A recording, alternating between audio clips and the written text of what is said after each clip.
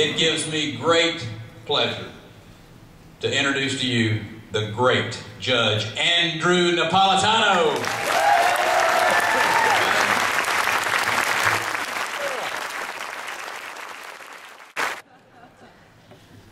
All right, to be serious now, because we are here to discuss very serious matters, the role of the government in our lives. Some men say the earth is flat, and some men say it is round. But if it is flat, could an act of parliament make it round? And if it is round, could the king's command flatten it? This was an argument made by St. Thomas More at his trial for high treason, appealing not only to the common sense of his jurors, but to their understanding of the laws of nature.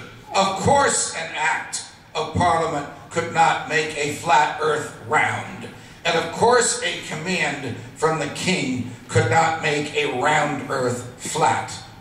The laws of nature, articulated by Aquinas and used by Thomas More and written by John Locke and put into the Declaration of Independence by Thomas Jefferson, articulated the view that there are laws of nature that no government can change. No tyranny of the majority could alter because they are part of our humanity. When Jefferson wrote,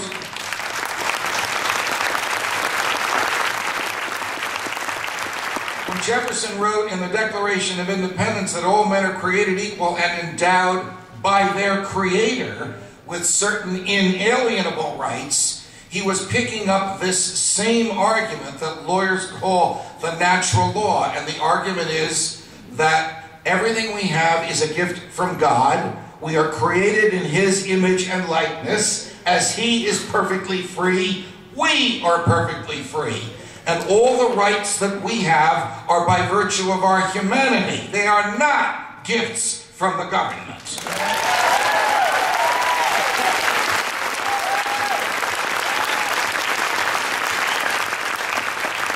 When we in the East Coast were colonists, and the king and the parliament wanted to raise money from us, they had ingenious ways of doing so. And one of the ways that they raised money was the enactment of the Stamp Act. The Stamp Act required that every piece of paper in your personal possession, a book, a bank statement, a mortgage note, a lease, a deed, a pamphlet, even a poster you were going to nail to a tree, had the king's stamp on it. You think the post office is bad today? You had to go to a British post office and buy an image of the king and put it on each piece of paper in your home. And it was one of the ways that the British government collected taxes, money, from the colonists. Question: how did the king know that his image was on every piece of paper in your home? Answer: Parliament enacted an abominable piece of legislation called the Writs of Assistance Act, which permitted British soldiers to knock on your door and write their own search warrants, thus authorizing themselves to enter your property, ostensibly to look for the stamps. Of course, while there, they might help themselves to alcohol or to furniture or even to the house itself by excluding you from your ability to use your own residence. This was, of course, the last straw. We fought a revolution. We won the revolution. We wrote a constitution. And when we wrote the constitution, we assured ourselves that the government would never and could never do these things to us. Now, this stuff didn't happen overnight. In 1787, in the hot and sticky summer of Philadelphia, where the Constitutional Convention met, they had a great debate about the origin of our liberties. James Madison argued, Jefferson wasn't there, the Jeffersonian view, which you've heard me articulate, which lawyers call the natural law, that our right to think as we wish, to say what we think, to publish what we say, our right to defend ourselves, our right to defend ourselves even against the government if it's taken over by tyrants.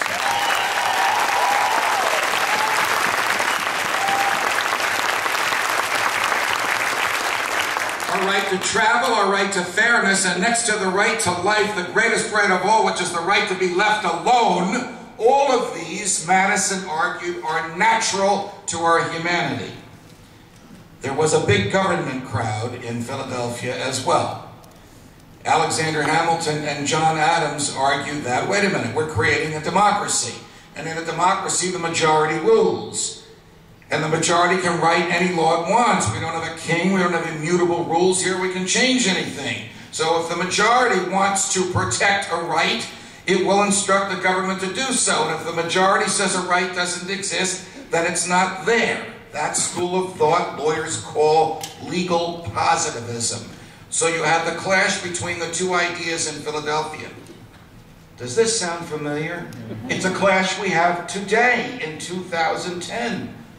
In Philadelphia, they concluded that our rights are natural, that Thomas Aquinas and Thomas More and John Locke and Thomas Jefferson were right. And so, to ensure that our natural rights would never be interfered with by the government, they added a Bill of Rights to the Constitution. Now, some of these phrases are so familiar, we have known them since we were school children. Congress shall make no law abridging the, my emphasis, the freedom of speech. The founders knew that the freedom of speech existed before the government did. It didn't come from the government. The First Amendment doesn't say Congress shall grant freedom of speech. It says Congress shall make no law abridging the freedom of speech. By adding the first 10 amendments to the Constitution, the founders recognized the natural yearnings in all sane human beings, those yearnings for freedom. And essentially, the first 10 amendments assured us that the new government would not interfere with those yearnings. What happened at Philadelphia? We had 13 states. At the end of the Revolution, they were nation states. They were as independent from each other as they were from Great Britain.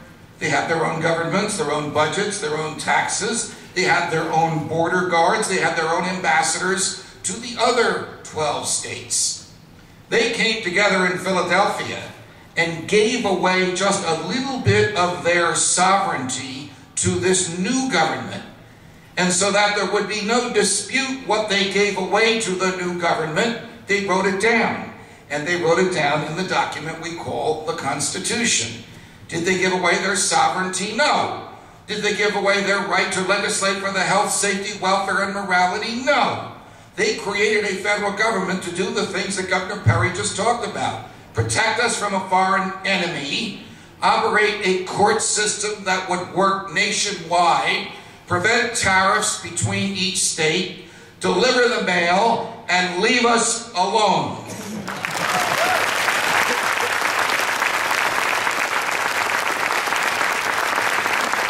In his first inaugural address, President Reagan reminded us, he saw fit to say this, in the third paragraph of his first inaugural address. He had been president for 4 minutes when he said, "Let me remind you that the states created the federal government and not the other way around."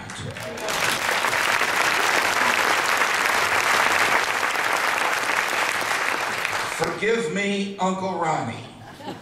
Had I been your speechwriter, I would have encouraged you to say, "And what the states have given to the federal government, they can take back."